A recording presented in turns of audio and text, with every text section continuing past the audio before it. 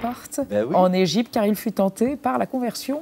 Paraît-il, hein, nous avons le 26 Thermidor en 7, c'est-à-dire le 15 août 1799, parce que ce jour-là, le jeune général Napoléon Bonaparte se trouve au Caire en Égypte. Eh bien, le 15 août, justement, il fête son anniversaire. Oui, il vient d'avoir 30 ans, happy birthday Napo, tout ça. Non, surtout, il écrit... Bah oui, Napo. Bona ou Napo?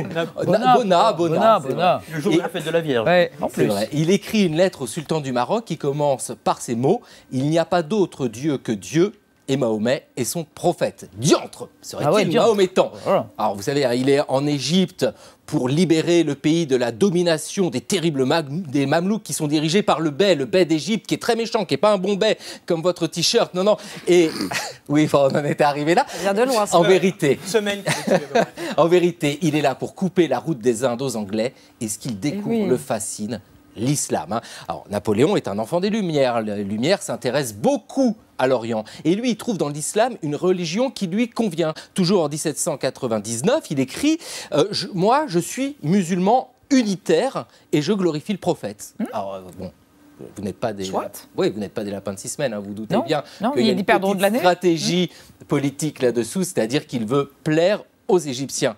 Mais pas seulement, parce que longtemps plus tard, pendant l'exil à Sainte-Hélène, il est tout vieux, il a perdu le trône, et bien il continue de parler de l'islam et il dit que la religion de Mahomet est la plus belle des religions. Il rajoute même, je vous le lis dans le mémorial de Sainte-Hélène, après tout, ce n'est pas impossible que les circonstances m'eût amené à embrasser l'islamisme. L'islamisme, ce sont ces mots, mais voilà, c'est le mot de ce temps-là. C'est ainsi que l'on disait en ce temps-là. Voilà. Vous voyez ce qu'il dit à Gourgeot, à Sainte-Hélène, le 7 janvier 1818, je cite: « Si j'étais resté en Orient, j'aurais probablement fondé un empire comme Alexandre en me rendant en pèlerinage à la Mecque, où j'aurais fait des prières et des génuflexions.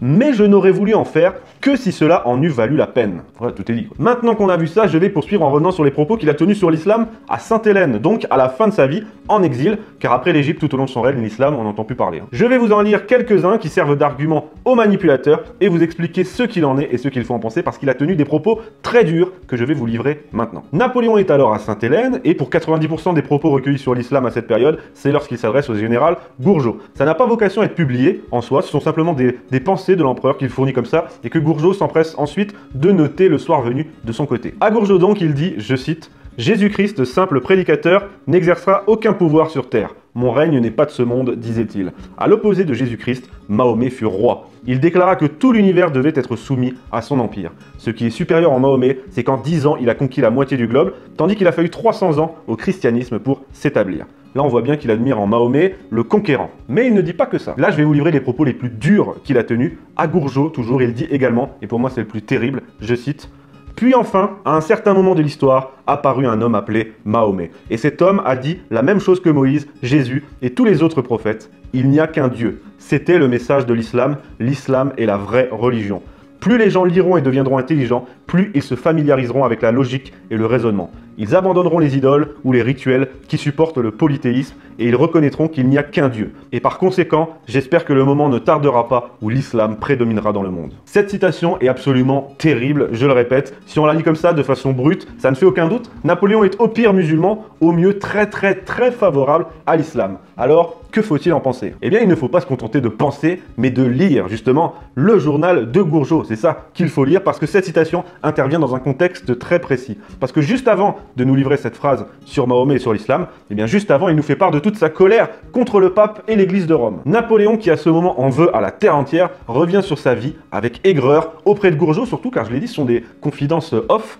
Et quelques lignes avant ce que je viens de vous lire, il explique que le christianisme a été récupéré, je cite, par un groupe de politiciens de Rome. Puis ensuite, il défend l'unicité de Dieu. Et pour défendre l'unicité de Dieu, eh bien, il prend Mahomet en exemple. Il prend l'exemple de Mahomet et de l'islam, dont selon lui, le message est simple et clair. Contrairement, toujours selon lui, au christianisme, dont l'unicité de Dieu aurait été bidouillée par des politiciens. Ça, c'est clairement son propos, et c'est clairement du Voltaire, dont Napoléon était un grand lecteur, et qui, Voltaire, considérait l'islam comme, je cite, un pur théisme, soit une religion qui n'a pas été dénaturée, soit, je cite Voltaire, la religion naturelle est par son conséquent la seule véritable. Je pardonne bien des choses, mais j'ai horreur de l'athée et du matérialiste. Comment voulez-vous que j'ai quelque chose de commun avec un matérialiste, avec un homme qui ne croit pas à l'existence de l'âme, qui croit qu'il est un tas de boue, et qui veut que je sois comme lui, un tas de boue? Oui, il existe une cause divine, une raison souveraine, un être infini. Cette cause est la cause des causes. Cette raison est la raison créatrice de l'intelligence. Il existe un être infini auprès duquel, général Bertrand, vous n'êtes qu'un atome. Auprès duquel, moi, Napoléon, avec tout mon génie, je suis un vrai rien, un pur néant. Entendez-vous? Je le sens ce Dieu, je le vois, j'en ai besoin.